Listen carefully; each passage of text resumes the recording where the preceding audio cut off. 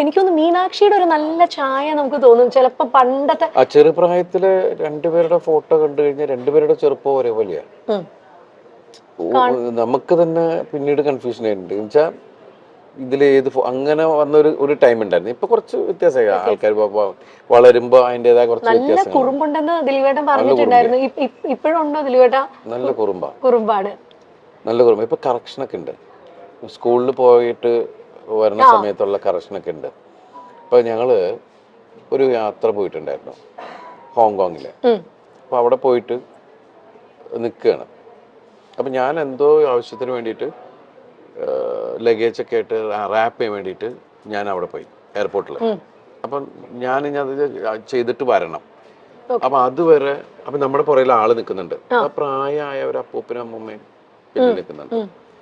അപ്പോൾ വേഗം കാവ്യ പറഞ്ഞു യു ഗോ എന്നുള്ളൊരു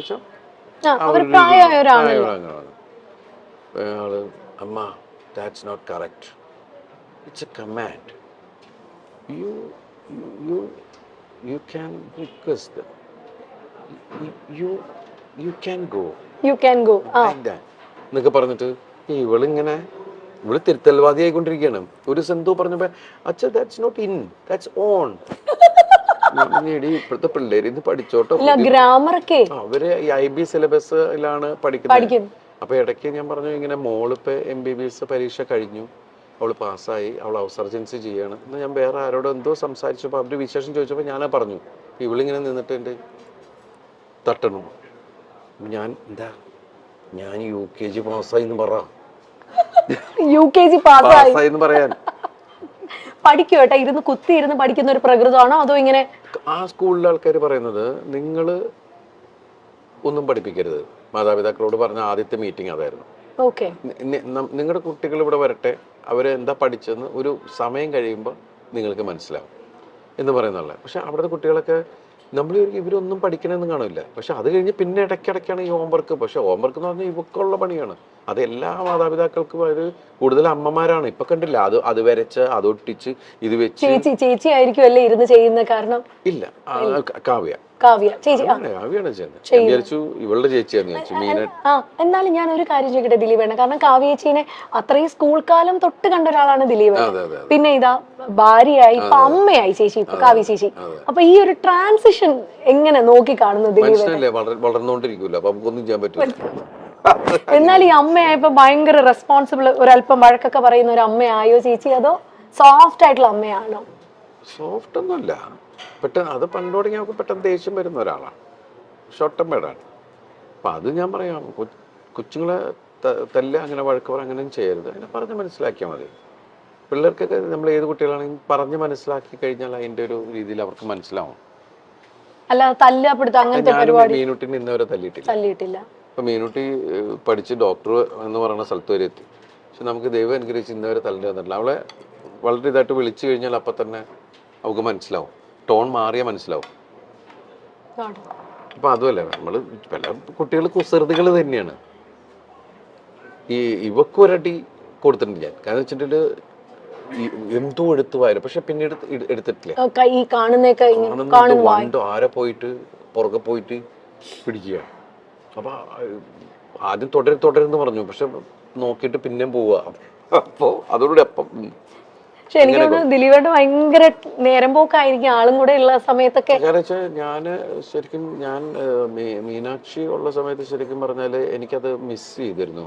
ഞാൻ ആ സമയത്ത് എൻ്റെ സിനിമകൾക്ക് ഭയങ്കര ഹിറ്റുകളും, ഞാൻ ഓരോ സിനിമയുടെ പുറകെ ഇങ്ങനെ കണ്ടിന്യൂസ് സിനിമയുടെ പുറകെ പോകല.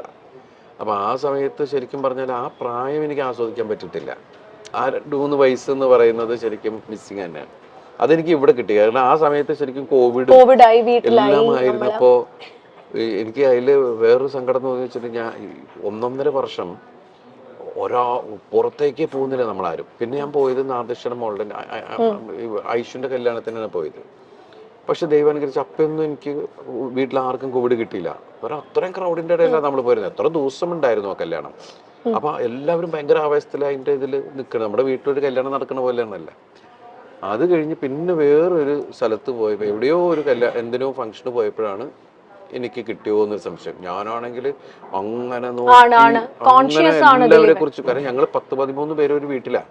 അപ്പോൾ ഒരു സാധനം വന്നു കഴിഞ്ഞാൽ അതിനെ പിടിച്ച് മഞ്ഞളൊക്കെ മുക്കി മറ്റു എന്നൊക്കെ പറഞ്ഞ് ഒരുപാട് കാര്യങ്ങളൊക്കെ ചെയ്തിട്ടാണ് അടുക്കളയിലേക്കൊക്കെ പോണത്. അത് അങ്ങനെയൊക്കെ ഒരാളെ തൊട്ടപ്പം തന്നെ ഇത് അടിക്കുക.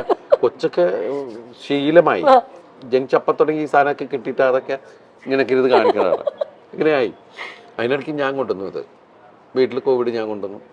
അത് ആദ്യമായിട്ട് ഞാനാണ്. എന്നിട്ട് എല്ലാവരും ചിരി തുടങ്ങി, ഭയങ്കര സൂക്ഷ്മമായിട്ട് നോക്കിയിട്ട് ഞാൻ കൊണ്ടുവന്നു എന്ന് പറയും. എനിക്കാണെങ്കിൽ മറ്റത് പറഞ്ഞ കാര്യം ഐഡിയ എൻ്റെ പോയി എന്റെ ഐഡിയ പോയി എന്ന് പറഞ്ഞുകൊണ്ട് നമ്മൾ അലൻസിയറായിട്ടല്ലേ പറഞ്ഞു എന്ന് പറഞ്ഞ പോലെ നമ്മളിങ്ങനെ ഒന്നും മിണ്ടാൻ പറ്റാണ്ട് എല്ലാവരും ചിരിക്കുമ്പോ എന്താടാ ഉള്ള സംഭവം.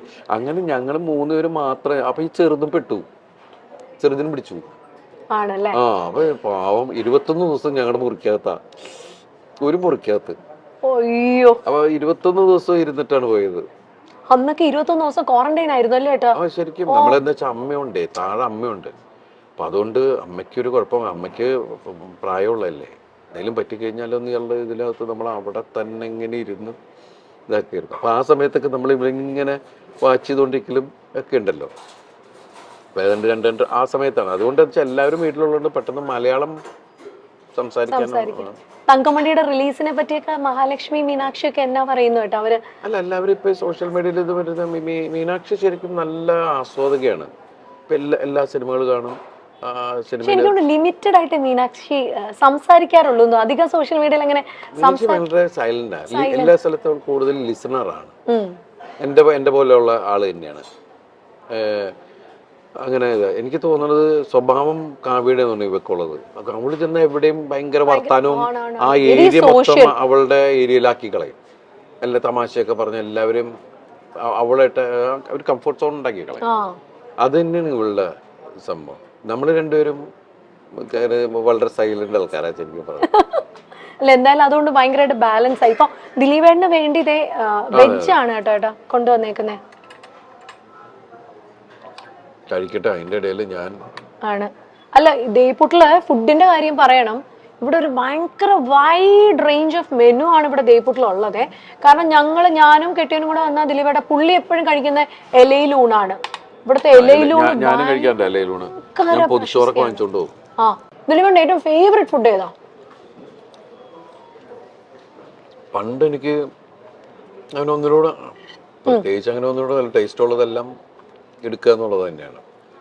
പിന്നെ എനിക്ക് ഇവിടെ ഈ പുട്ടുകട തുടങ്ങിയ സമയത്ത് ഞാൻ ഏറ്റവും കൂടുതൽ ഞാൻ ഇവിടെ വരുമ്പോൾ കഴിച്ചിരുന്ന പുട്ടും മാമ്പഴമാണ്. പുട്ടും മാമ്പഴവും ഈ പുട്ടിന്റെ കൂടെ മാമ്പഴം പഴം പോലെ നല്ല പഴുത്ത മാമ്പഴമാണെങ്കിൽ നല്ല രസമാണ് കുഴച്ച് കഴിക്കാൻ. അതുപോലെ നല്ല ചൂട് പുട്ടിന്റെ കൂടെ പാലും പഞ്ചസാരയും ഒക്കെ നല്ല ടേസ്റ്റുള്ള കാര്യങ്ങളാണ്. പിന്നെ നമ്മൾ പുതിയ പുതിയ ഒരുപാട് വെറൈറ്റികൾ നമ്മൾ ചിക്കനും പ്രോൺസും അത് എന്തൊക്കെ ഡിഷ് ഉണ്ടെന്നുള്ള സാധനങ്ങളൊക്കെ വെച്ച് ഡിഫറെന്റ് കോംബോകൾ നമ്മൾ ശ്രമിച്ചു നോക്കുന്നു.